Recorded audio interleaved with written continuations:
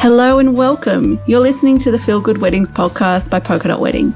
My name is Dorothy, otherwise known as Miss Polka Dot, and I'm the founder and editor. We believe in seeking out content that is inclusive and diverse so that everyone can see themselves in the stories that we tell. We've done this for 15 years through the written word, and now we want to have those chats in voice through a podcast. Can't wait to take you along for the ride.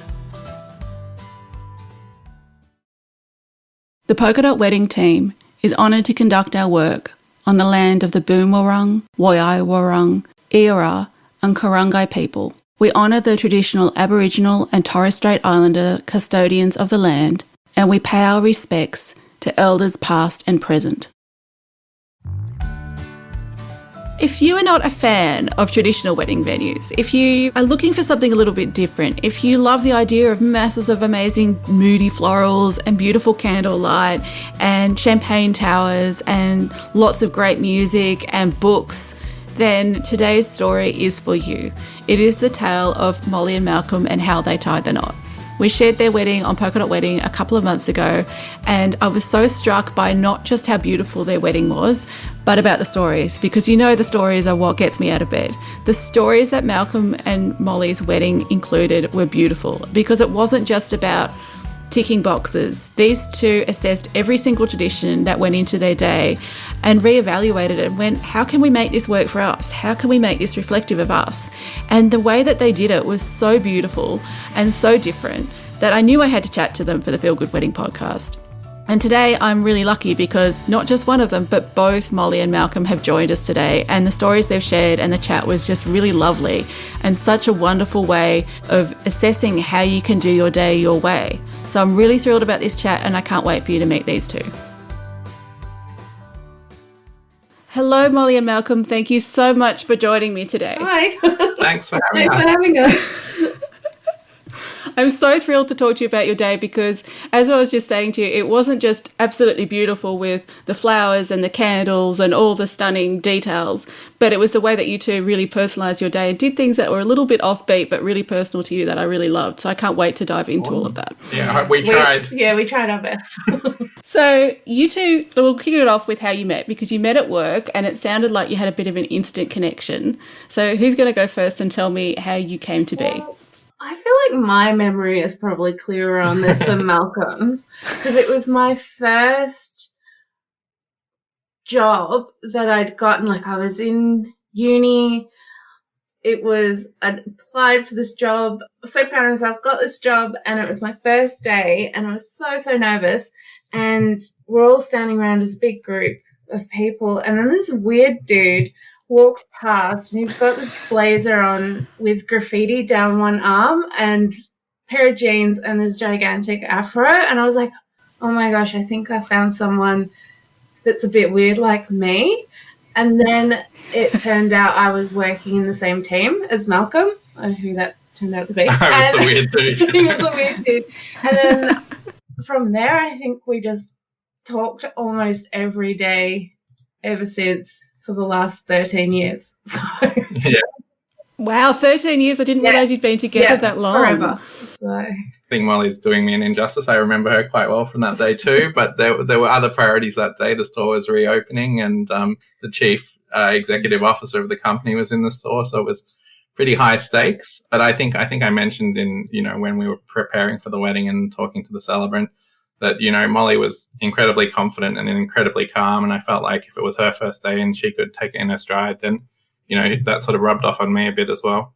And you became engaged in not quite the way I think you initially wanted to become engaged. So you initially, I think from the sound of it, wanted to become engaged on New Year's Eve in Hobart, but someone special to you had some other ideas on thwarting that plan. So can you tell me about that? Remy, our cat, decided, He got very sick. He got very, very sick, and we had to actually abort our Hobart trip and come home. And it's a bit sad, and it's a sad way to talk in a podcast, but he actually passed away that day. But I'm really grateful that we actually went home and we got to hold him and look after him.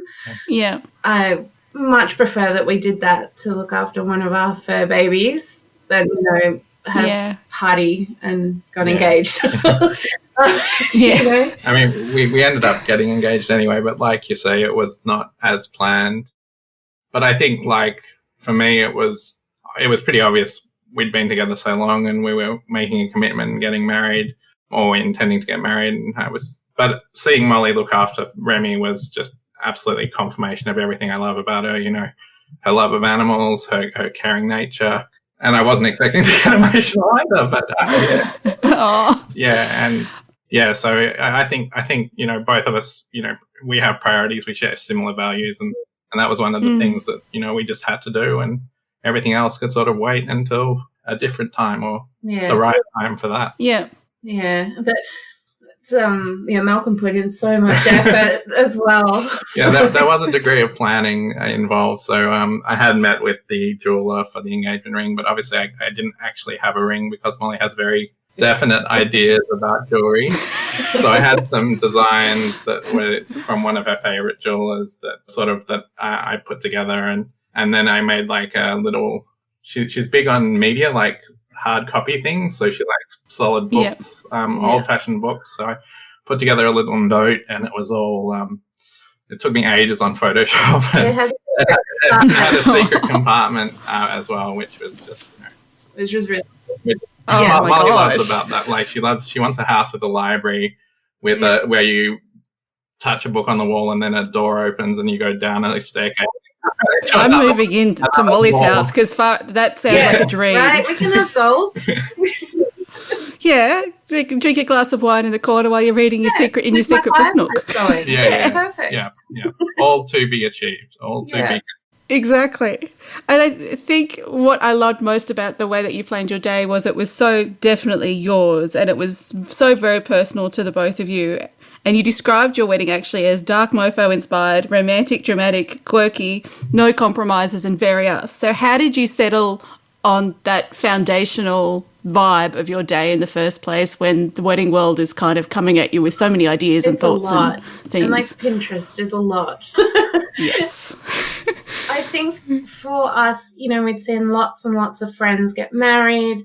Some had done it, you know, their way. Others had maybe fallen into the path of, I guess, being guided by family or how it, quote unquote, should be done. Yeah. And same with family as well, like seeing family members get married too. And I think we just both went, look, if we're going to do this and we're going to spend a lot of money on this, it needs to be ours, 100%. Yeah. And I think once we made that choice, it became a lot easier then to start planning the things we actually wanted and being brutal too, and going, because at one point I went, I think I want a photo booth. So at one point we were going, do we really actually want a photo booth, or is that just what we're told we should want? And then we cut it out completely. Like there were things like that happened along the way, and it was just stopping and not panicking. Yeah. Sorry, I'm talking a lot. Malcolm can talk about That's okay. I think a lot of those descriptors we ended up applying retrospectively. But I think in terms of the dark mofo stuff, obviously, you know, intending to be engaged in Hobart, Molly loves Tasmania and she loves Mona. And so there was just one, I guess, reference image that we gave from Instagram to the florist that was that was basically our inspiration, and then we left everything in their hands, and we couldn't believe the outcome. Just incredible and mind-blowing, really. Like it was. So we had to really start at the beginning, because your venue really kind of sets the scene for your day. It set the scene for the dramatic, you know, vibes of your day, in that you got married at the Melbourne Jail. So how did you decide and find this venue that was so different to a traditional wedding venue? So it's funny because, like, you've probably already guessed, we're a bit quirky. And I just was like, if I'm getting married, I'm not doing it in a generic space. And then it became, okay, let's search unusual spaces in Melbourne. And then I narrowed that down to a handful. And I say we did it. Then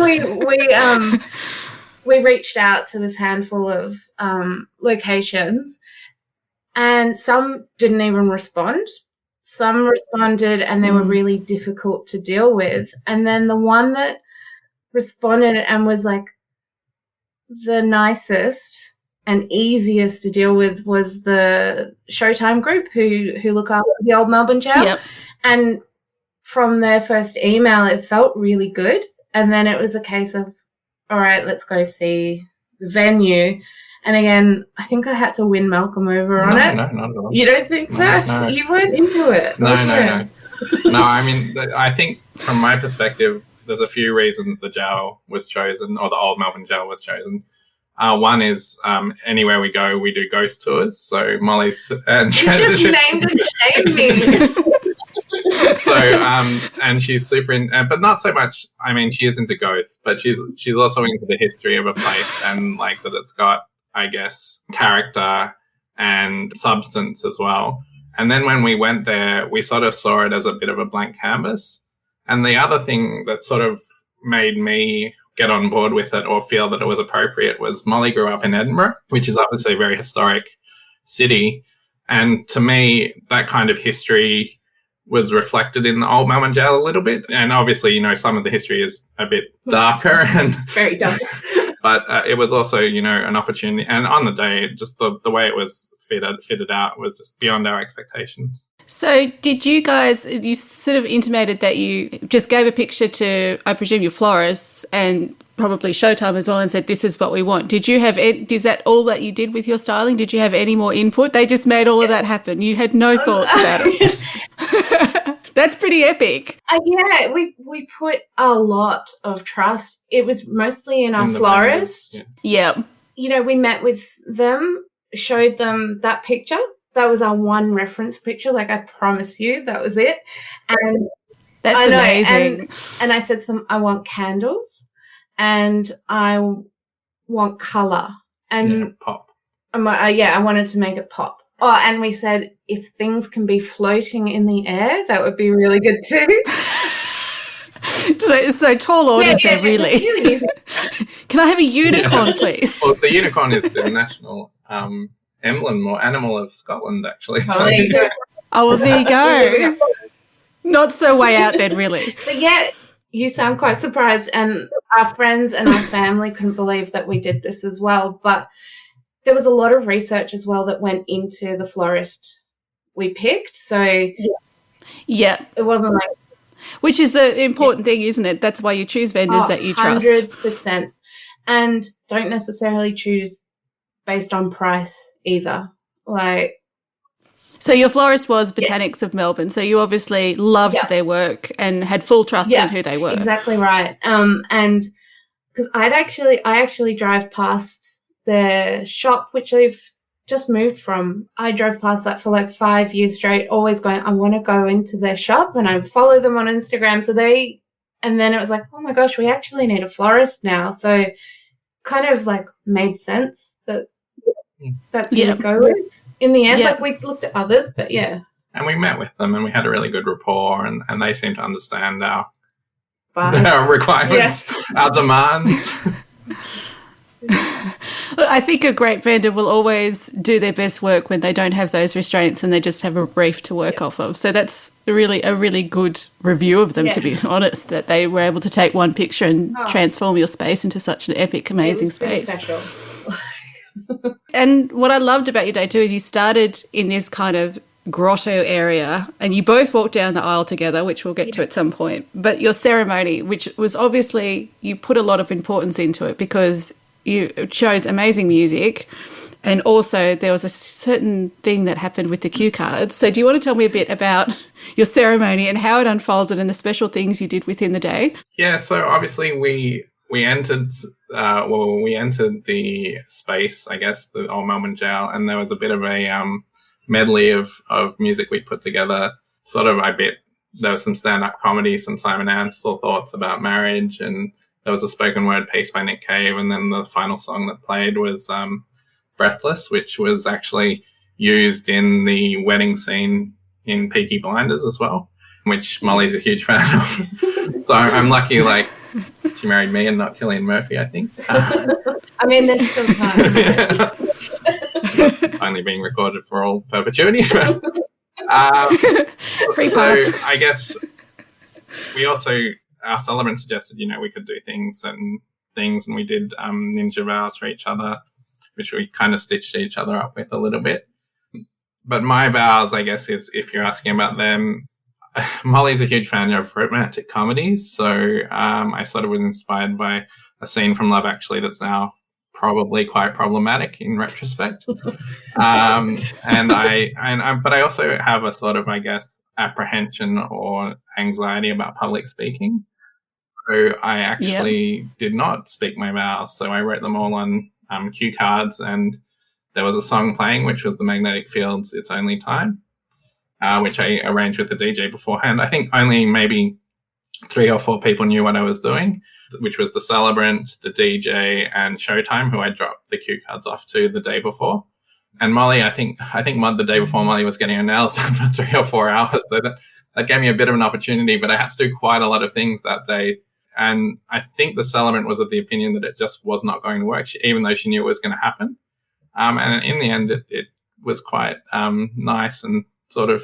I actually asked you at one point to stop. Molly asked me to stop because it was becoming a bit emotionally intense for her, I think. Yeah. But we got there together in the end, and there were a lot of coded messages in the cue cards as well. Like the last cue card was a line from Almost Famous, but it wasn't about music; it was about Molly. So yeah, it was so special, and I think every single guest was crying by the end. I think I reckon I'm going with it. They were. We'll speak on their behalf. But even now, speaking to people who were there, they still bring that up. Like, I think people just haven't seen that done before. And we actually had a live stream too, going to my family and friends in the UK. And I got messages from them afterwards going, that was just so unique. They couldn't believe it. Oh. So it's quite special. I love it. It made it really yours, and I love that it's also kind of a way to get over that, like the vulnerability of professing your innermost thoughts in front of all your family and friends is quite intense. So to get around that by something really romantic is really special. I think one of the first cards had a joke on it, which was to break the tension, and it said something like, Molly, because we agreed I wouldn't do a PowerPoint presentation. So... I saw that when I was going, okay, I need to know more about this story.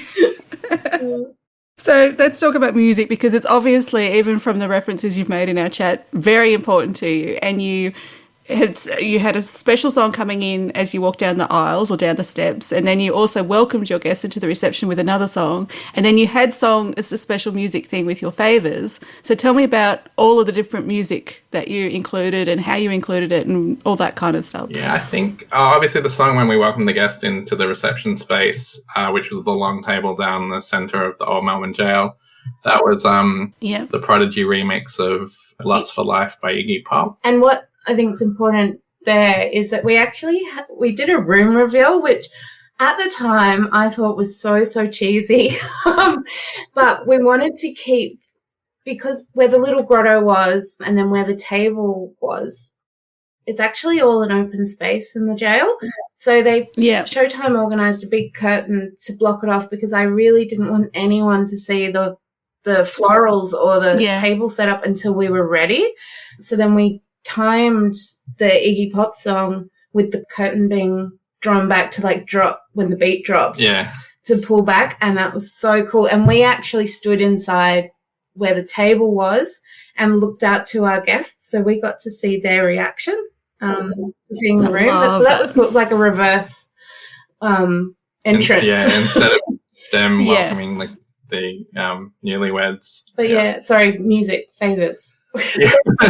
No, I like a tangent. I go for a tangent. So we actually did something with or arranged with our guests beforehand. We asked them all what their favourite love song was, and we ended up compiling about 100, or I think it was 101 songs. Wow. And obviously that will not fit on an audio CD, and it turned out it didn't even fit on a data CD. So we created this little CD cover, and it had a range of things on it, which I'll go through. But But we also had a download link for the 101 songs, so they could download them when they got home. And so the front cover of the CD said, "If you're reading this, we're already married," which was a take on, the Drake album.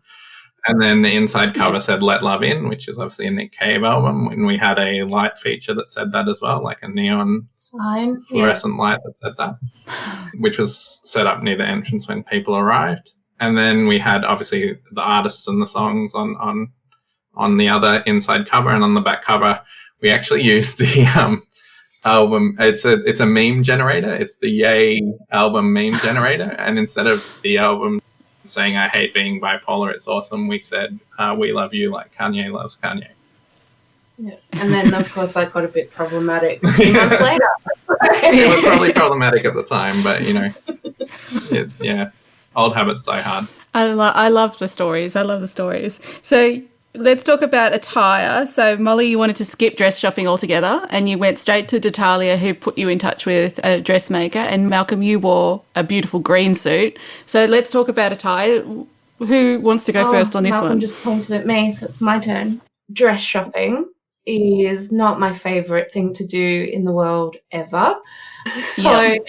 And then add on to that, it's your wedding dress. And then add on to that, yes, if you've ever been with some friends to bridal boutiques, it's maybe not the best experience. Like, I personally have never had a good experience going in, seeing it just did not make me feel comfortable, like cringe factor.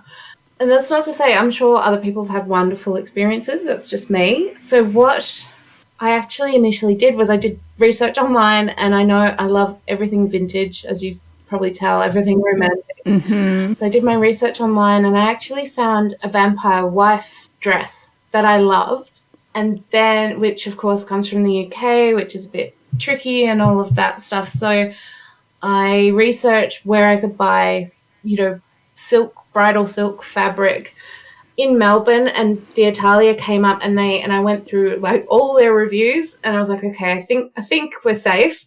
And I went in there and I showed them this picture, and they're like, yeah, that's totally doable. So they helped me pick out the right kind of fabric, and then they put me in touch with a lady called Eva, and she was incredible. She didn't rush the process.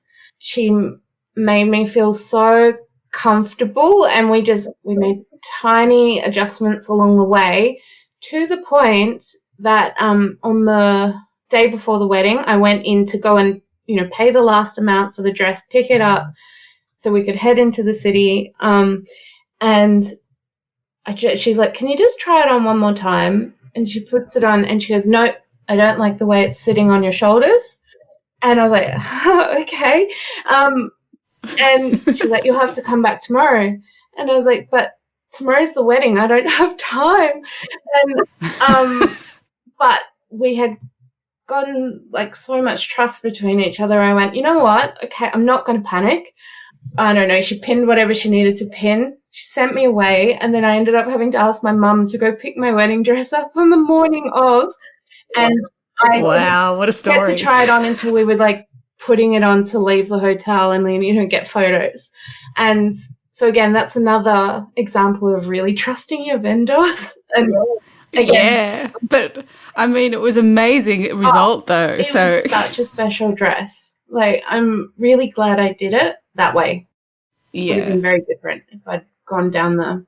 And you paired it with such, I have to say, your red lips just made you look, because when you had your red lips and your stunning dress and that amazing bouquet that was so rich in colour, it was such an amazing combination. $1 million.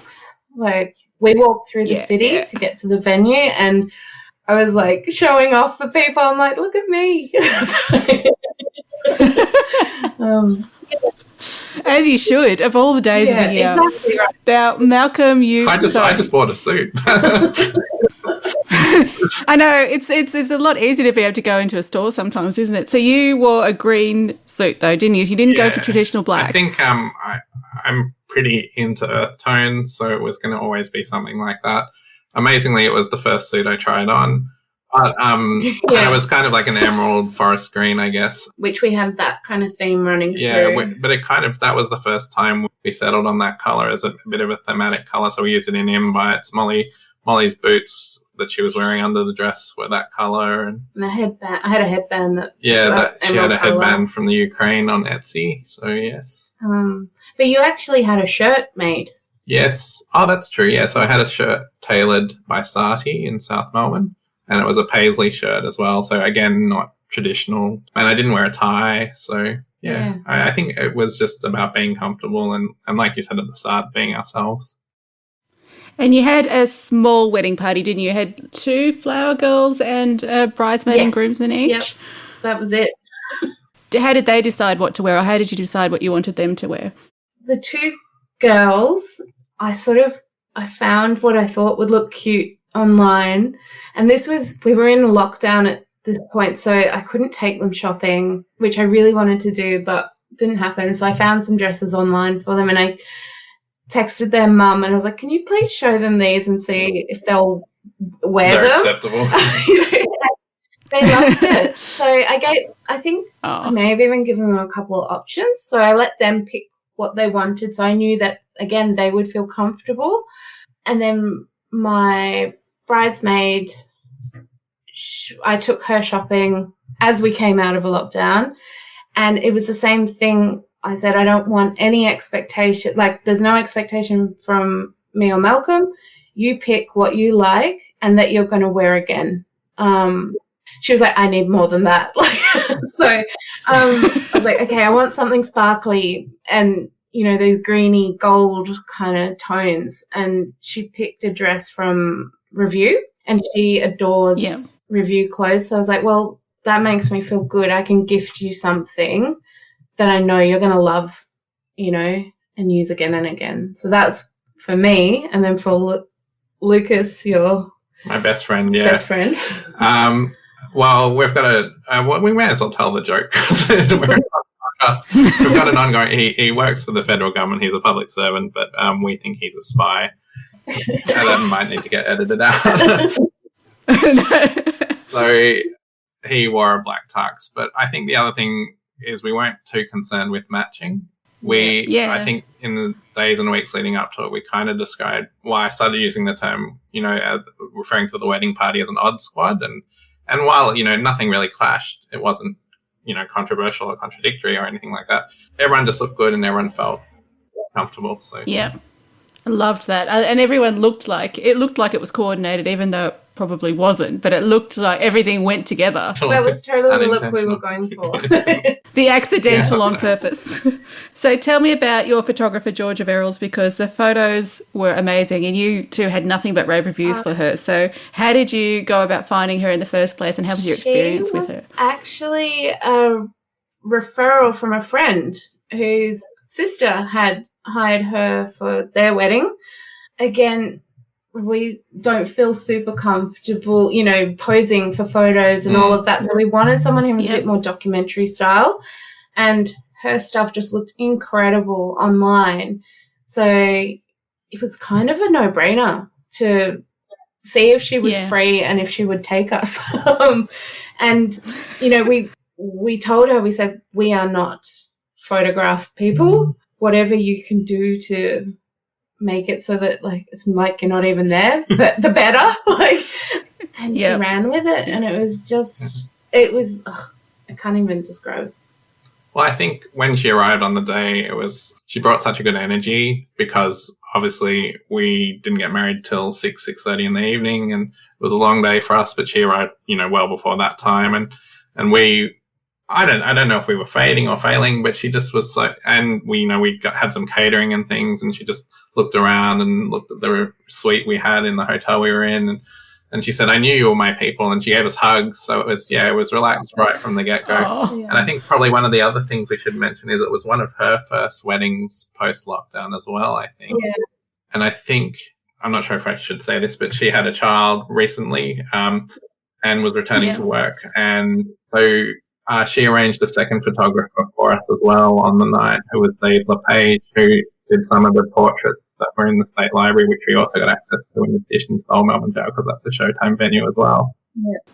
And so it was just having the two of them, who are both consummate professionals but also awesome people, was just fantastic. And, even, my parents commented on that they were just working like so hard throughout the night, but we didn't even realize or notice. Yeah. So yeah, that was so discreet and just captured it incredibly. Even like beforehand, on like Molly mentioned, we walked through the city to get to the venue. We stopped for a drink at this bar, which now has become one of our haunts. And we Georgia took us there. She took us to a bar, got us some cocktails. So a bit relaxed. It helped. And she drank her Negroni much faster than I drank mine. So now we talk about drinking Negronis at Georgia pace. So, but also we went to the paperback bookstore as well, and they let us in there and let us. We didn't have to wear our masks.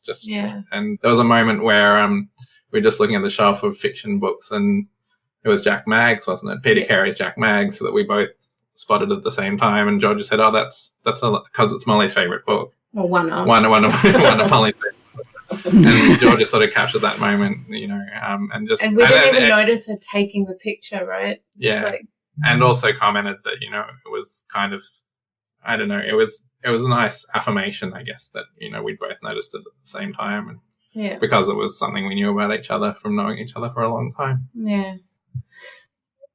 And you went and had, instead of what other couples do with such sunset portraits, you went and had after dark portraits at the library, which you did mention. So did you just go to the library and you had beautiful portraits in these amazing venues? So part of the deal with Showtime, which we didn't realise until really late in the game, was that if you for us, this is for us. I don't want to speak for every Showtime couple, but just the special Molly and Malcolm couple. M&M deal.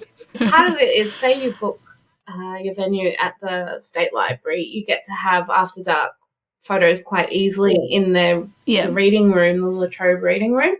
But our venue was literally like a 1-minute walk up the road. So I had said to our planner, because they provide you with sort of a point of contact through the whole experience, I said how much I love libraries and books. And she's like, well, we're just going to sneak you in after dark.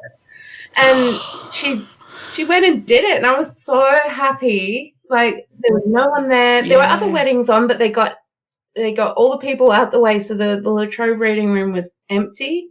They turned on like the mood lighting, and we just what a dream, especially as a book lover. It was so good. And it was fun. Dave took those photos, and he had a thing for symmetry, which I appreciate. So I like linear, symmetrical things. So yeah. And it was nice too at the end of the night to just break away from the big group party and just have half an hour to yourself. Yeah. Which is really cool. They're very different, and very us, unique.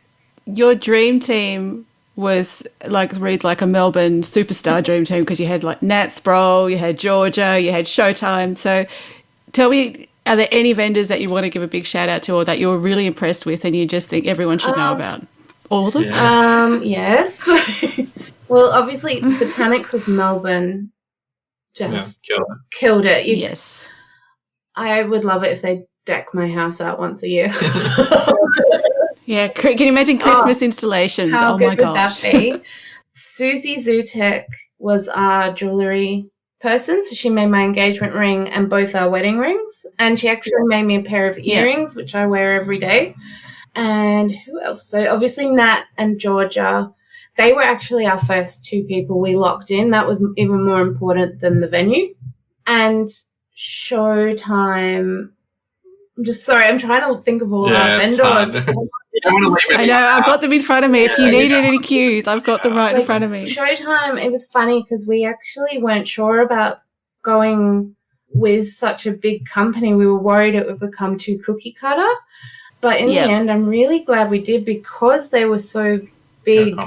They could be more accommodating than a smaller venue. So I think that's really important to kind of think about, that you don't get told as well. Yes. I'm trying to think who else.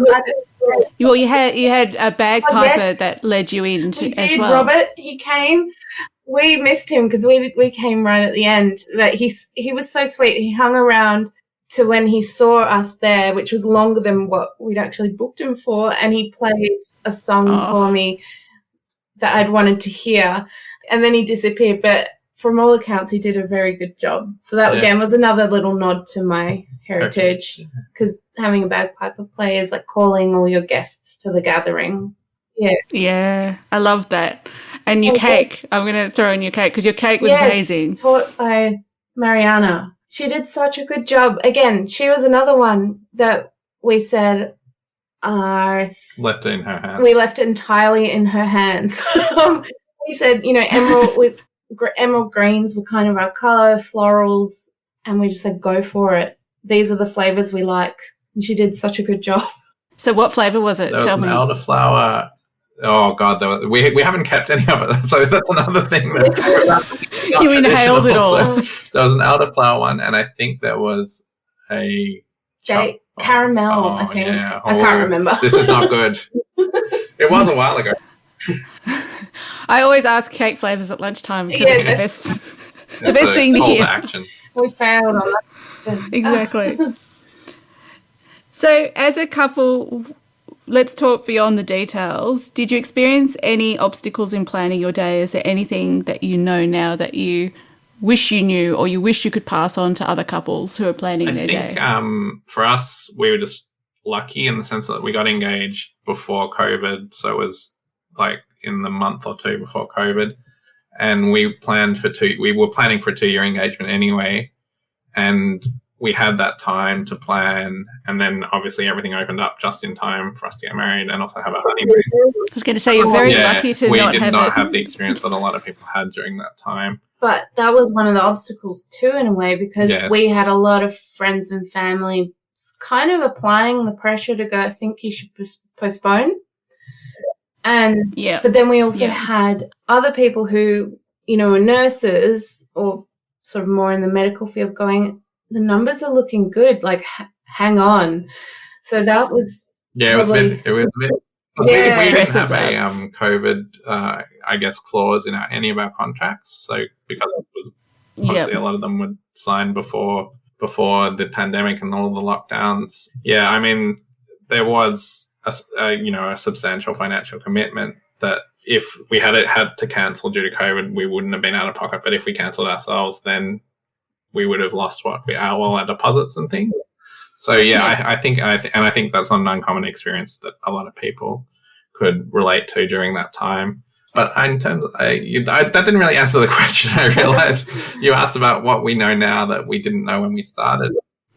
It's a double-pronged question, so you did answer the first part. I think it's more also when we were talking about the descriptors like the dark mofo, the quirky, very unique, that sort of thing that we applied retrospectively. I think that we were probably guided by, if we had to describe them, we would describe them retrospectively that way. But like when we were doing it at the time, that was probably what was guiding us as well. We just didn't realize it. So, and I think a lot of the time when we were confronted with, the choice between doing something traditionally or doing something a bit different, we just said to each other, well, why can't we do it differently? And neither of us had any problem with doing it in an unconventional way, I guess. And I think by doing that and being, I think maybe this is a better answer.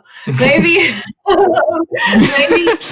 we talk to each other all the time and are really open about it. And so I think where I've seen couples fall down a bit and get stressed is like they weren't communicating properly with each other. So at any point where we're asking the question, why can't we do it differently? It's not like it was a surprise to either of us. So I guess my advice is like, it sounds really cheesy, but just talk about it, because you might think you're both on the same page, but maybe you're not, and then that makes it just made it such a pleasant experience for us. I think like there were no major issues along the way other than, the world stopping for 2 years. And just apart from that one, did you find you had any external pressures of family or friends perhaps that were saying, oh, why aren't you doing this? Or are you really doing it that way? Did you find you had any of that you had to contest with? We kept a lot of it under wraps. Yeah. That's good advice, really. Just keep it. Don't tell anyone, and then no one will tell you. We also were lucky in that we funded it ourselves. So we didn't have to maybe give in to requests for certain things if someone was giving us money, which I think some people struggle with. Yeah, so keeping it a secret. I think also we did a lot of the planning ourselves just by necessity because of COVID, and we did DIY a lot of it, so it was like close to our chests. And so when we told people, we're getting married in the Old Melbourne Jail, a lot of people have a sort of funny, strange reaction to that, like, oh, that's a bit weird, and we're okay with that because we're a bit weird. But even like, I don't think your mum saw the venue until a day or two beforehand, or the week of the ceremony. And then she kind of understood when she saw it how impressive and imposing and how much dramatic how much feeling there was sort of in it, and then seeing it on the day as well, all dressed up. Like, it made sense to them. It